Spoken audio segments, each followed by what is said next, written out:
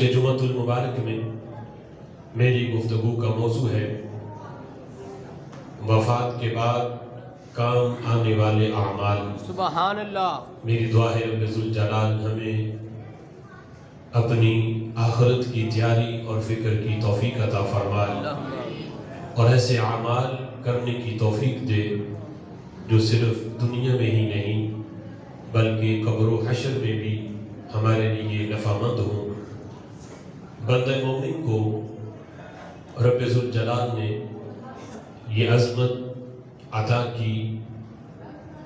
کہ اس کے دنیا سے چلے جانے کے بعد بھی اس کے اپنے کچھ ایسے اعمال رب ذوالجلال نے بندہ مومن کو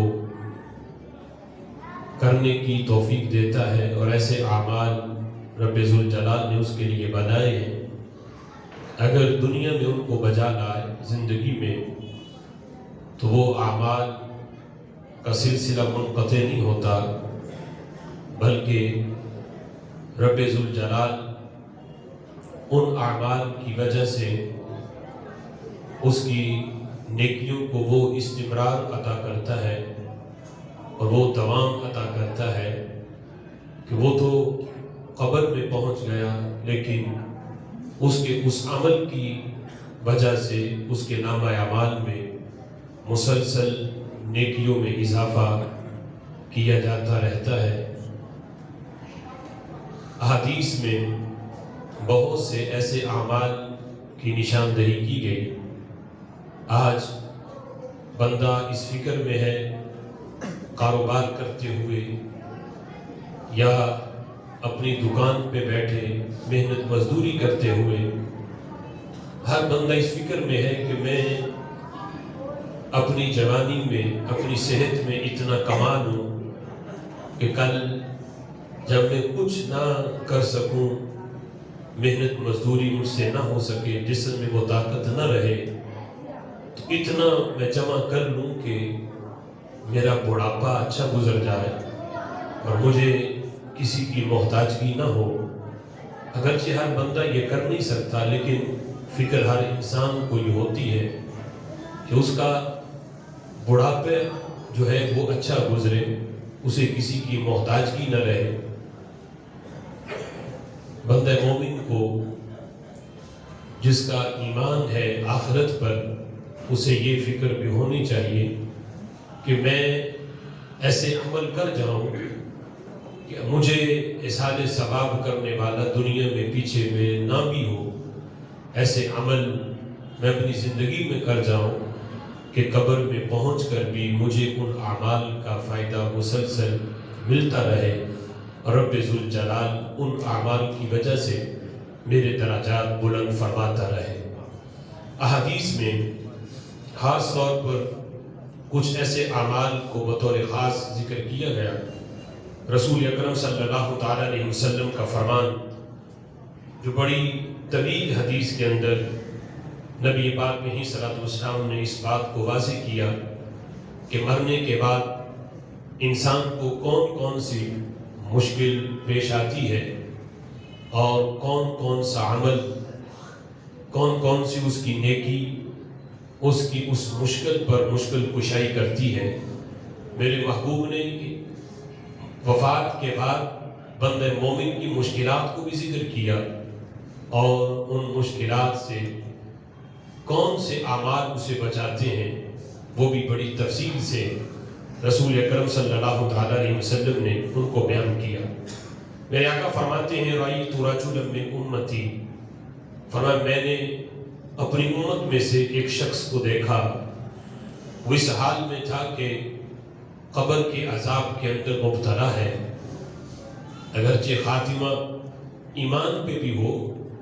لیکن کچھ گناہ ایسے ہیں کہ جن کی بدولت بندہ قبر کے عذاب کے اندر مبتلا ہوتا ہے۔ تو فرمایا میں نے اپنی امت میں ایک شخص کو دیکھا کہ قبر کے عذاب میں وہ گرفتار ہے، قبر کا عذاب اسے ہو رہا ہے۔ حضور فرماتے ہیں جب میرے اس امتی کی یہ مشکل تھی، اس کی مشکل کشائی کرنے کے لیے وہاں کون پہنچا؟ حضور فرماتے ہیں جاءہو وضوءہو، سبحان اللہ، وہاں اس کا وضو آ گیا، سبحان اللہ، وہ وضو جو وہ 5 وقت نماز کے لیے کیا کرتا تھا۔ آج چونکہ سردی کا موسم ہے اور یہی سب سے بڑی یعنی ایک بندے کی مشکل ہے کہ یعنی اس میں بار بار وضو کرنا، بالخصوص فجر کی نماز کے لیے بہت، آج تو پھر بھی مساجد کے اندر یہ سہولت ہے کہ گرم پانی میسر ہے، لیکن وہ علاقے کہ جہاں یہ سہولت بھی نہیں، وہاں اٹھ کے ساری رات جو ایک ٹینکی میں پانی ٹھنڈا ہے اس سے وضو کرنا، میرے آقا علیہ الصلوۃ والسلام نے افضل اعمال میں اس کو ذکر کیا۔ فرمایا وہ عمل کے جس سے رب ذوالجلال کا قہر و غضب ٹھنڈا ہوتا ہے اور اللہ کی رحمتوں کا نزول ہوتا ہے، ان اعمال میں سے ایک عمل یہ بھی ہے کہ سخت سردی میں ٹھنڈے پانی سے وضو کرنا۔ اب یہ جان بوجھ کے پانی کی سہولت اگر گرم میسر ہے تو جان بوجھ کے اپنے آپ کو تکلیف میں ڈالنا، اس کی بھی شریعت میں اجازت نہیں تھی۔ یہ وہاں ہے کہ جہاں ٹھنڈا ہو نہ، یعنی گرم پانی ملے نہ، وہاں یہ عظمت اور یہ فضیلت کہ بندہ کہے کہ میں وضو کرنا پڑے گا، یعنی یہاں تک کہ وہ نماز ہی ترک کر دے، تو اس کے لیے اٹھنا اور ٹھنڈے پانی سے وضو کرنا اگرچہ طبیعت میں یہ بوجھ ہے اور بڑی اس میں مشقت ہے، لیکن فرمایا افضل اعمال میں کہ جن پہ رب ذوالجلال کا قرب خاص ملتا ہے اور اللہ کی رحمتوں کا نزول ہوتا ہے، ان میں ایک عمل سخت سردی میں ٹھنڈے پانی سے وضو کرنا، یہ عمل بھی ہے۔ فرمایا کہ جس وقت وہ بندہ قبر کے عذاب میں مبتلا تھا، جاءہو وضوءہو، اس کا وضو وہاں پہنچا، اس نے آ کے کیا کیا؟ حضور فرماتے ہیں فاستنقذہ من ذالک، وضو نے آ کے عذاب قبر کو دور کر دیا۔ سبحان اللہ، اب عذاب بھیجا بھی رب نے ہے، دور بھی رب نے کرنا ہے، لیکن رب ذوالجلال نے یہ اسباب بندے کو بتا رہا ہے کہ تم یہ عمل کرو، تمہاری مشکل میں تمہارا یہ عمل بھی تمہیں فائدہ دے گا۔ جاءہو وضوءہو فاستنقذہ من ذالک، فرمایا کہ وہاں وضو پہنچا، اس نے آ کے اس کی عذاب قبر کو دور کر دیا۔ حضور فرماتے ہیں رأیت رجلا من امتی، میں نے اپنے امتی کو دیکھا کہ قبر میں اسے شیطان نے گھیرا ہوا ہے، یعنی شیطان صرف بندے کو دنیا میں ہی اس کا پیچھا نہیں کرتا، بلکہ جب بندہ دنیا سے چلا جاتا ہے، فوت ہوتا ہے، تو آخری حملہ اس کا وہاں قبر میں ہے، اور وہ کتنا بڑا حملہ ہے کہ جب منکر نکیر سوالات کے لیے قبر میں پہنچتے ہیں اور وہ قبر کے باہر کھڑا ہو کر، یعنی وہاں یہ حجاب بھی ختم ہو جاتا ہے کہ اوپر آپ نے جو ہے وہ سیمنٹ کی سلیبیں ڈالی، پھر مٹی ڈالی، یعنی یہ حجاب بھی میت سے ختم کر دیا جاتا ہے، یہاں تک کہ وہ جو قبر میں جو جاتا ہے میت اس کو پہچانتی ہے کہ مجھے کون میرے لیے دعا کرنے آیا۔ تو جس وقت منکر نکیر قبر میں پہنچتے ہیں سوالات کے لیے، یہ شیطان باہر کھڑا ہو کر کسی کا روپ دھار کر، ہو سکتا ہے دنیا میں جو اس کی معزز ترین شخصیت ہو یا بڑی محبت والی شخصیت ہو، جس سے بندہ دنیا میں رہ کے بڑی محبت کرتا ہے اور اس کو اپنے لیے معزز ترین سمجھتا ہے، اس کا روپ دھار کے شیطان آ جاتا ہے، اور جب فرشتے پوچھتے ہیں من ربک، تیرا رب کون ہے، تو شیطان حملہ یہ کرتا ہے اپنی طرف اشارہ کر کے کہ اس سوال کے جواب میں تم میری طرف اشارہ کر کے کہہ دو کہ یہ جو قبر کے باہر کھڑا ہے یہ میرا رب ہے، معاذ اللہ۔ یعنی اس طرح کے حملے شیطان اس وقت بھی کہ جب بندے کے ایمان اور اس کے یعنی ایمان اور کفر کا فیصلہ ہونا ہے اور اس کے عذاب اور جنت کی طرف سے کھڑکی کے کھلنے کا فیصلہ ہونا ہے، وہاں پر بھی شیطان کا حملہ ہے۔ تو میرے آقا فرماتے ہیں میں نے دیکھا اپنے امتی کو کہ شیطان نے اسے گھیرا ہوا ہے، فرمایا جاءتہ صلاۃ، وہاں پھر بندہ مومن کی نماز آ جاتی ہے، نماز آ کے اس حملے کو دور کرتی ہے، نماز آ کے بندے کو شیطان کے حملے سے بچاتی ہے۔ نماز کہتی ہے بندہ مومن کو کہ اس کی طرف توجہ نہ دو، تم دنیا میں جس رب کو سجدہ کرتے رہے ہو وہی تمہارا خالق حقیقی ہے، وہی تمہارا رب ہے، اس کے اشاروں کی طرف نہ دیکھو۔ یہ تو وہ مردود ہے جو دنیا میں بھی تمہیں رب کی بارگاہ میں جھکنے نہیں دیتا تھا، آج یہ تمہیں تمہارے ایمان پہ جو آخری حملہ یہ کرنے آیا ہے کہ تم اس کی طرف اشارہ کر کے اس سوال کا جواب غلط دے دو اور تمہارے اعمال جتنے کیے ہوئے ہیں وہ سارے کے سارے برباد ہو جائیں۔ تو نماز آ کے بندہ مومن کو وہاں بچاتی ہے۔ میرے آقا فرماتے ہیں جاءتہ صلاۃ، نماز آ کے بندہ مومن کو شیطان کے حملوں سے محفوظ کرتی ہے۔ حضور فرماتے ہیں رأیت رجلا من امتی، میں نے دیکھا اپنی امت میں سے ایک شخص کو یعنی قبر میں کہ اسے بڑی شدید قسم کی پیاس لگی ہے، اور یہ بھی ایک بہت بڑی مشکل ہے بندے کی کہ جس وقت پیاس لگی ہو وہاں اگرچہ میدان محشر میں جب پیاس لگے گی تو وہاں نیک بندوں کے اور بندے مومن کی پیاس بجھانے کے لیے حوض کوثر کے جام ملیں گے، لیکن قبر کے اندر یہ بھی ایک طرح کی مشکل ہے کہ قبر میں پیاس لگ جائے تو وہاں پانی کہاں سے آئے۔ تو میرے آقا فرماتے ہیں دیکھا میں نے بندہ مومن کو کہ بڑی شدت کی پیاس لگی ہے اسے، تو وہاں یہ مشکل اس کی حل کیسے ہوئی؟ میرے آقا فرماتے ہیں جاءہ صیامہ شہر رمضان فاستقاہ، وہاں بندے کا رمضان شریف کا رکھا ہوا روزہ پہنچ جاتا ہے۔ وہ جو اس نے سخت گرمی میں بھی صرف اللہ کی رضا کی خاطر بھوک برداشت کی، پیاس کو برداشت کیا، سخت گرمی کے موسم میں اس نے اپنی صحت کو نہیں دیکھا، رب کے فرمان کو دیکھا، اور سخت گرمی کے موسم میں اس نے پیاس بھوک برداشت کی، آج وہی روزہ اس کی قبر کی پیاس بجھانے کے لیے پہنچ جاتا ہے۔ میرے آقا فرماتے ہیں جاءہ صیام شہر رمضان، وہاں رمضان شریف کا مہینہ آتا ہے، فسقاہ، آگے وہ اسے سیراب کرتا ہے۔ اب رمضان کے مہینے کے سیراب کرنے کی کیفیت کیا ہے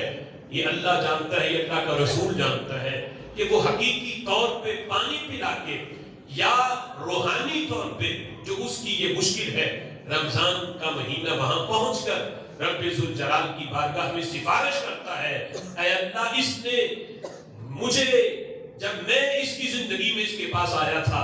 اس نے کبھی مجھ سے بے وفائی نہیں کی تھی، تیری رضا کی خاطر اس نے میرا ادب کیا، احترام کیا، میری فرضیت کا بھی خیال کیا، آج اسے پیاس لگی ہے، میں سفارش کرتا ہوں کہ تو قیامت تک کے لیے اس کی قبر کی پیاس کو اللہ بجھا دے۔ رب ذوالجلال اس کی سفارش کو قبول کر کے رب ذوالجلال قیامت تک کے لیے بندہ مومن کی قبر والی پیاس کو بجھا دیتا ہے۔ ہمیں فسقہ ہوں وہ اس کو سیراب کرتا ہے۔ حضور فرماتے رأیت رجلا من امتی، میں نے اپنی امت میں سے ایک شخص کو دیکھا، من بین یدیہ ظلما ومن خلفہ ظلما، کہ جس کے آگے بھی اندھیرا ہے پیچھے بھی اندھیرا ہے، ایک ہے قبر کی تاریکی اور ایک ہے خاص قسم کی مزید تاریکی میں بندے کو مبتلا کر دیا جائے عذاب کے لیے کہ بندہ اس سے وحشت محسوس کرے، گھبرائے۔ فرمایا مزید اس پہ آگے اور پیچھے ظلمت اور تاریکی ڈال دی جاتی ہے۔ فرمایا وہ بندہ مومن جس وقت اس تاریکی کو دیکھتا ہے تو اس میں وحشت محسوس کرتا ہے، گھبراتا ہے۔ ہو سکتا ہے دنیا میں رہ کے اس نے کوئی ایسا گناہ کیا جس کی وجہ سے قبر میں اسے اس وحشت اور اس اندھیرے کا سامنا ہے۔ فرمایا جس وقت اسے وحشت ہوتی ہے تو اس کی اس تنہائی کو اور وحشت کو دور کرنے کے لیے کون پہنچتا ہے؟ میرے آقا فرماتے ہیں فجاءہ حجہ وعمرتہ، وہاں اس کا حج پہنچ جاتا ہے اور اس کی مشکل کشائی کرنے کے لیے اس کا عمرہ جو اس نے محض اس لیے نہیں کہ لوگ مجھے حاجی کہیں یا لوگ میری واہ واہ کریں، نہیں، اللہ اس کے رسول کی رضا کی خاطر اس نے حج کیا، اس نے عمرہ کیا۔ میرے آقا فرماتے ہیں قبر میں اس کا حج پہنچ جائے گا، عمرہ پہنچ جائے گا، فاستخرجاہ فادخلاہ نورا، اسے طریقی سے نکال کے نور کے اندر داخل کر دیتے ہیں۔ حج اور عمرہ وہاں آ کے مشکل کشائی کرتا ہے، اور اس کی اس پریشانی کو اور اس وحشت کو دور کرتا ہے۔ میرے آقا فرماتے ہیں مزید حدیث کے اندر فرمایا کہ میں نے اپنے امتی کو دیکھا کہ اسے آگ کے پاس بٹھایا گیا، آگ کے اندر نہیں، آگ دور چل رہی ہے اور اسے آگ کے قریب بٹھایا گیا، یہاں تک کہ جب آگ کے شعلے بلند ہوتے ہیں تو اس کے شعلے اس کے چہرے تک پہنچتے ہیں اور وہ اس آگ کی گرمی وہاں دور بیٹھے بھی محسوس کرتا ہے۔ اور یہ بھی کہ جہنم کی آگ کی جو تپش ہے وہ تو ہزاروں میل دور سے بھی بندہ محسوس کرتا ہے، یعنی اتنی کہ دنیا کی آگ بھی جس آگ سے پناہ مانگے وہ جہنم کی آگ کے دنیا کی آگ پر بھی ہم اس کو قیاس نہیں کر سکتے۔ فرمایا کہ جس وقت آگ کے شعلے اس کے چہرے تک پہنچتے ہیں فَجَاءَهُ صَدَقَةٌ، وہاں اس کا صدقہ پہنچ جاتا ہے، سبحان اللہ، جو صدقہ اس نے اللہ کی رضا کے لیے خفیہ طریقے سے، میرے محبوب فرماتے ہیں رب ذوالجلال کو یہ عمل اتنا پسند ہے کہ دائیں ہاتھ سے بندہ صدقہ کرے بائیں کو پتہ نہ چلے، دائیں نے کیا خرچ کیا، یعنی یہ ایک کنایا اور اشارہ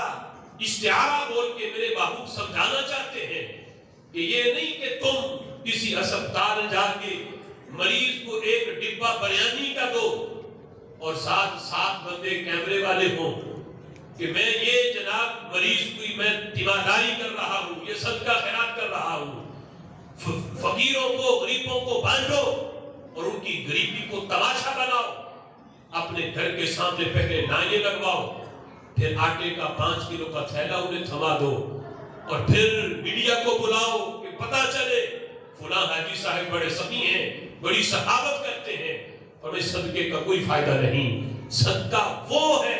جو عذاب قبر کو دور کرتا ہے اور بندے کی وحشت کو دور کرتا ہے کہ دایاں ہاتھ خرچ کرے بائیں کو پتہ نہ چلے کہ میں نے خرچ کیا کیا ہے، یعنی اتنا خفیہ طریقے سے بندہ صدقہ کرے کہ کسی کو پتہ نہ چلے، نہ غریب کی دل آزاری ہو، نہ اسے بندہ یہ کہہ کے کہ میں تمہیں صدقہ دے رہا ہوں، بلکہ شریعت کا تو مزاج یہ ہے، فرمایا کہ اگر کوئی بندہ کسی کو زکوٰۃ دینا چاہتا ہے تو زکوٰۃ دینے کے لیے اپنی نیت کا ہونا تو ضروری ہے کہ میں زکوٰۃ دے رہا ہوں، لیکن اگلے بندے کو یہ بتانا ضروری نہیں کہ یہ مال زکوٰۃ ہے، یہ صدقہ ہے، یہ صدقہ فطر ہے، بلکہ شریعت کا مزاج یہ ہے کہ اگلے بندے کی دل آزاری بھی نہ ہو، اس کے ذہن کے اندر دل کے اندر یہ بات نہ آئے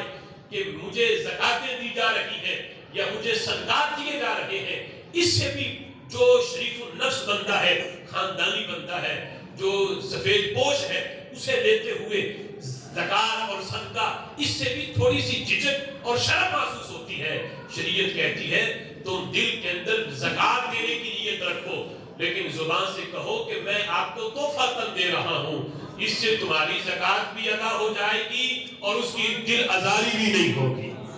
اور اس انداز میں صدقہ دو کہ دایاں صدقہ کرے بائیں کو پتہ نہ چلے، یہ خفیہ طریقے سے صدقہ کرنا، اس کا اتنا اجر ہے۔ میرے آقا فرماتے ہیں جب اس آگ کے شعلے اس کے چہرے تک آئیں گے، یہ صدقہ وہاں پہنچے گا اور آگے کیا کرے گا؟ فرق اس آگ کے شعلوں سے آگے حجاب بن جائے گا